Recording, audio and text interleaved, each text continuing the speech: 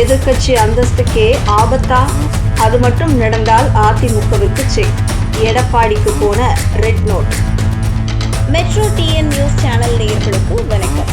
தமிழக அரசியல் களத்தில் அரை நூற்றாண்டு காலமாக ஆளும் கட்சி அல்லது பிரதான எதிர்க்கட்சி என்கிற கம்பீரத்தோடு வலம் வந்த அஇஅதிமுக இப்போது தன் அரசியல் வரலாற்றிலேயே மிக இக்கட்டான ஒரு சூழலை சந்தித்து நிற்கிறது. வரவிருக்கும் சட்டமன்ற தேர்தலுக்கான முன்கூட்டிய கருத்து கணிப்புகள் அக்கட்சிக்கு அபாய சங்கை ஊதியுள்ளன.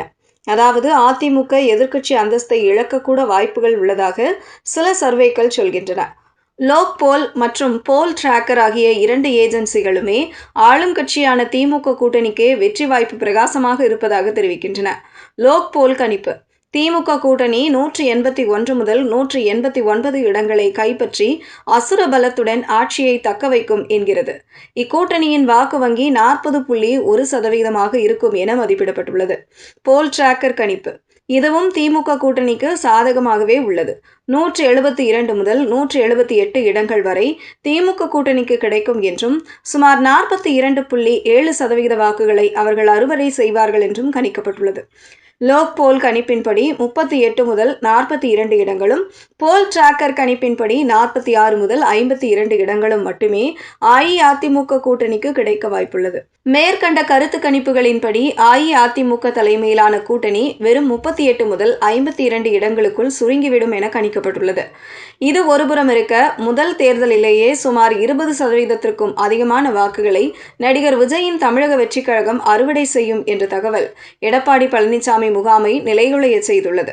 ஒருவேளை இந்த வாக்குச்சரிவு தொடர்ந்தால் சட்டசபையில் பிரதான எதிர்க்கட்சி என்கிற அந்தஸ்தை கூட அஇஅதிமுக இழக்க நேரிடும் என்ற விவாதம் இப்போதே அரசியல் ரத்தங்களிடையே புகைச்சலை கிளப்பியுள்ளது. அஇஅதிமுகவின் இந்த சரிவுக்கு பின்னால் இருக்கும் முக்கிய காரணங்களாக அரசியல் விமர்சனங்கள் முன்வைப்பவை உட்கட்சி பூசலும் பிளவுகளும்.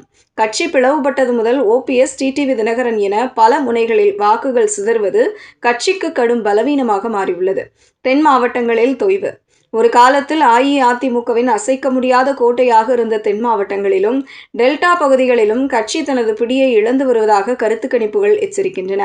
கூட்டணி சிக்கல்: பாஜகவுடனான கூட்டணி சிறுபான்மையின வாக்குகளை ஒட்டுமொத்தமாக திமுக பக்கம் தள்ளியுள்ளது. அதே சமயம் நடுநிலை வாக்குகளை விஜய் தன் பக்கம் இழுத்துக் கொள்கிறார். எதிர்க்கட்சி வரிசையில் அமர வேண்டிய வாக்குகளை தமிழக வெற்றிக் கழகம் தட்டி பறிப்பதுதான் அஇஅதிமுகவிற்கு பெரும் தலைவலியாக உருவெடுத்துள்ளது. இளைஞர்கள் மற்றும் மாற்றம் வேண்டும் என நினைப்பவர்களின் முதல் சாய்ஸாக விஜய் உருவெடுத்திருப்பது அஇஅதிமுகவின் வாக்கு வங்கியில் பெரும் ஓட்டையை போட்டுள்ளது. கட்சியின் தொண்டர்களிடையே நிலவும் உற்சாகமின்மையும், வலுவான 2ஆம் கட்ட தலைவர்கள் இல்லாததும் அடிமட்ட தொண்டர்களை குழப்பத்தில் ஆழ்த்தியுள்ளது என்கிறது ஒரு கள ஆய்வு. எம்ஜிஆர், ஜெயலலிதா போன்ற ஆளுமைகளால் வளர்க்கப்பட்ட இந்த இயக்கம் இதற்கு முன்பும் பல சோதனைகளை சந்தித்துள்ளது.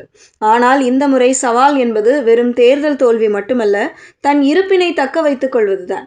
எடப்பாடி பழனிசாமி அதிரடியான வியூகங்களை வகுத்து பிரிந்து கிடக்கும் சக்திகளை ஒன்றிணைக்க தவறினால் தமிழக அரசியலில் 2வது பெரிய கட்சி என்கிற அடையாளத்தை அஇஅதிமுக இழக்கும் சூழல் உருவாகலாம். துணிச்சலான முடிவுகளும் தொண்டர்களை தட்டி எழுப்பும் வேகமும் மட்டுமே இப்போதைக்கு இலக்குக்கு தேவைப்படும் உயிர்நீர். செய்திகளை உடனுக்குடனும் துல்லியமாகவும் தெரிந்து கொள்ள மெட்ரோ டிஎன் நியூஸ் சேனலை ஃபாலோ பண்ணுங்க.